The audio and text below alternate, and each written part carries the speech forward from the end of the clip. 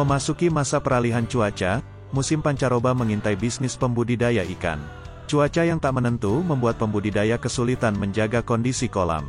Kombinasi panasnya matahari terik dan curah hujan tak pasti menjadi ancaman yang sulit ditangani. Pada satu sisi, musim pancaroba atau yang disebut bediding di Tanah Jawa, membawa cuaca panas yang memicu pertumbuhan hama dan mikroorganisme penyebab penyakit. Suplai air akan terganggu, membuat debit air kolam tidak menentu.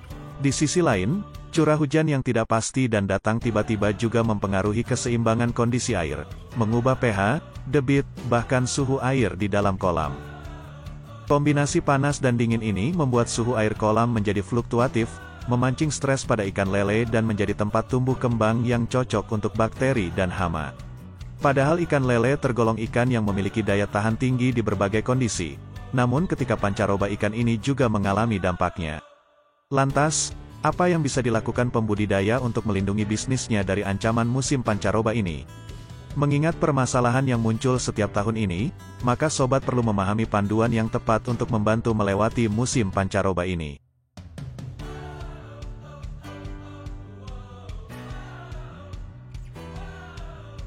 Cara mempersiapkan kolam ikan lele saat menjelang musim pancaroba adalah mengurangi padat tebar. Teknik ini adalah salah satu langkah yang paling mudah diambil untuk mengurangi kemungkinan gagal panen. Pengurangan padat tebar ini harus dilakukan sesaat sebelum memasuki musim pancaroba. Jadi, saat pancaroba datang, kepadatan tebar sudah sesuai. Pengurangan padat tebar ikan berpengaruh langsung pada kandungan amonia di air kolam. Amonia adalah zat yang muncul dari sisa pakan yang tidak termakan dan ekskresi ikan. Jika dibiarkan menumpuk, amonia bisa meracuni dan membunuh ikan budidaya. Dengan mengurangi padat tebar, kandungan amonia dalam air bisa ditekan secara drastis. Kondisi air kolam jadi tidak cepat kotor dan keruh.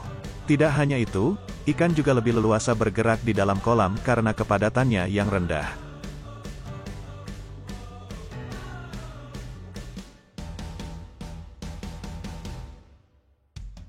Suhu air di musim pancaroba akan sangat fluktuatif dan sangat mudah berubah. Kombinasi cuaca panas dan curah hujan tak menentu membuat suhu air menjadi tidak bisa dipastikan.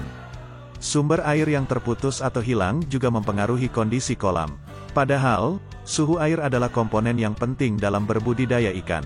Keadaan ini tentu saja sangat berpengaruh terhadap respon ikan lele yang dibudidayakan. Seperti diketahui, ikan bisa tumbuh secara optimal pada suhu dengan kisaran 28 hingga 30 derajat Celcius.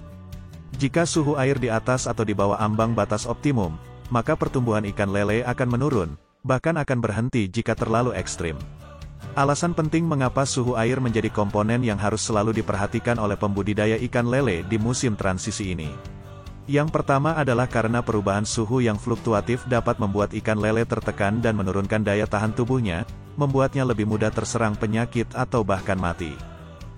Selain itu, dengan meningkatnya suhu, bakteri dan patogen lainnya dapat tumbuh lebih cepat. Suhu ideal untuk bakteri tumbuh berada di suhu 31 derajat Celcius. Pada suhu tersebut, bakteri yang bersifat musiman dapat berkembang biak dengan sangat cepat. Beberapa cara yang umum dilakukan untuk mengurangi perubahan suhu air adalah dengan mengalirkan air kolam, dan menggunakan kincir air untuk menambah kadar oksigen dalam air dan mengantisipasi kandungan amonia. Untuk ukuran kolam kecil di bawah 100 meter persegi, menutup kolam dengan terpal saat matahari terik juga bisa menjadi alternatif untuk menjaga suhu air.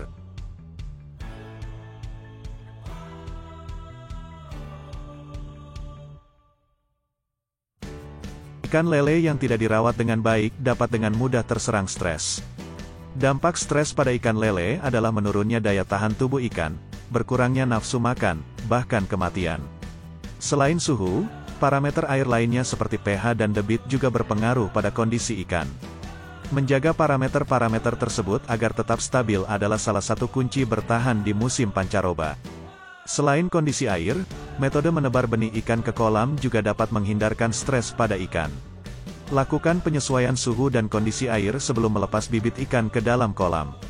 Perubahan ekosistem yang terlalu drastis akan membuat ikan kaget dan memicu stres.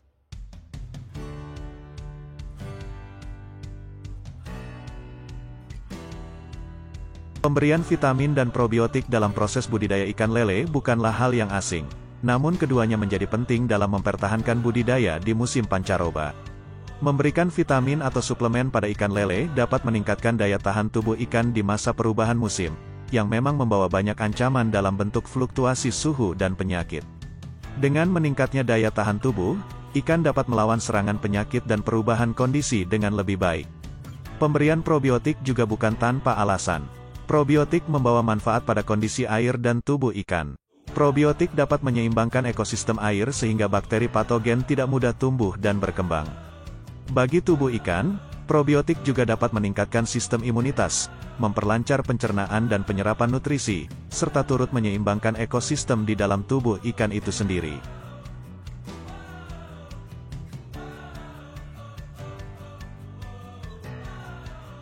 Pakan, meski menjadi komponen krusial pada budidaya ikan lele, juga bisa menjadi sumber masalah terbesar. Sisa pakan yang tidak termakan kerap menumpuk di dasar kolam dan menghasilkan amonia yang beracun. Umumnya, cuaca panas atau tidak menentu bisa mengurangi nafsu makan ikan lele, padahal ikan butuh energi ekstra untuk bisa bertahan melawan ancaman yang datang dari cuaca tersebut. Ketika pembudidaya memberikan pakan dengan jumlah yang sama, pakan tersebut cenderung tidak termakan dan tidak habis, sehingga mengendap di dasar kolam. Maka dari itu, sobat harus menyesuaikan frekuensi dan jumlah pakan yang ditebar dengan kebutuhan ikan. Sobat harus mempelajari lagi pola makan ikan lele saat masuk musim pancaroba. Atur dan ubah secara bertahap untuk mendapatkan takaran pakan yang pas sehingga tidak ada pakan yang tersisa.